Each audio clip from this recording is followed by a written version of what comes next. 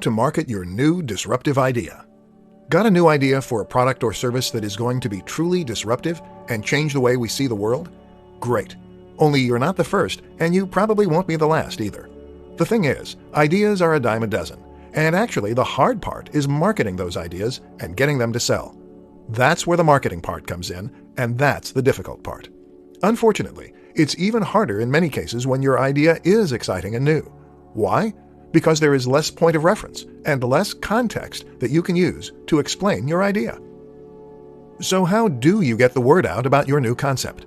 Let's look at some options. In the beginning, the main aim of your marketing is often going to be explaining what your product is. This is your elevator pitch, and it's important that you've come up with a simple way to explain succinctly and clearly what your idea is, who needs it, and what they need it for. Another useful concept is to focus on the value proposition.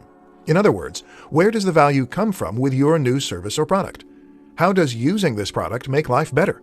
Will your users be richer? Will they have more fun? Or will it improve their health? While the how and the what might be new, very often the why will be universal, and this will be key in communicating your message. In order to do any of this, though, you're going to need to think about whom your product is marketed to, and who will want to use it. This will tell you where to present your message, and how to present it. Have a think about the typical demographic that is likely to use your product, and think of comparable products and whom they are targeted at. Looking at comparable products is also a good way to get inspiration for your marketing. Finally, don't be afraid to embrace the newness of your product or service. In other words, if your product is so different that it stands out, then this can actually help it spread by word of mouth. Consider those 5-finger shoes by Vibram. These drew the eye so much that they practically marketed themselves.